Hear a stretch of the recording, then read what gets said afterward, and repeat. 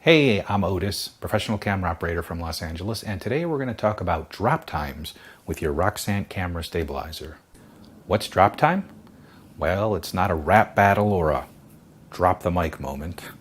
Drop time refers to the amount of time it takes your stabilizer to drop from the horizontal to the vertical position.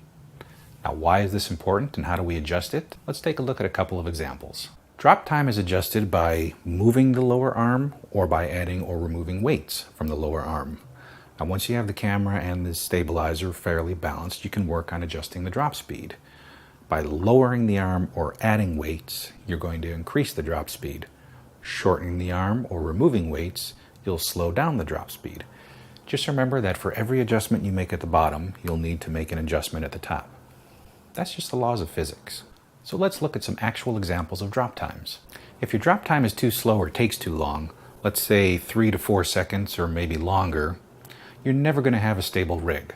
Without enough weight at the bottom, the stabilizer will never return to a level center position on its own, and you're just going to be fighting it all day. Another potential problem with too slow a drop time will be outdoors on a windy condition, where one good gust, take two. Okay, what about a shorter than normal drop time? Isn't that going to make the rig more bottom heavy and therefore more stable? Well, yes and no. With the extra weight at the bottom, the rig will always return to a center and level position. However, there's something called the pendulum effect. Now, if you remember Newton's laws of motion, a body at rest tends to stay at rest, and a body in motion tends to stay in motion.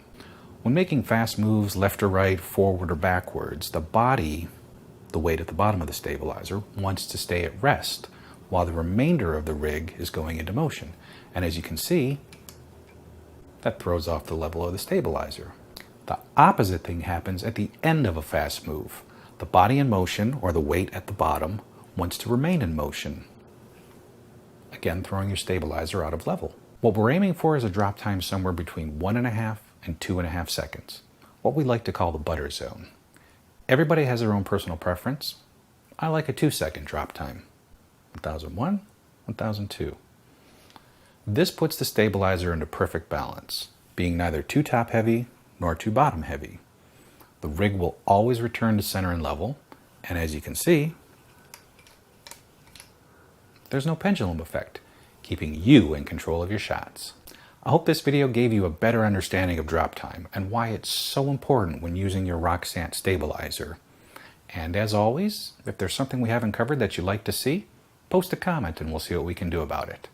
Happy shooting! Ooh, is that Beyonce?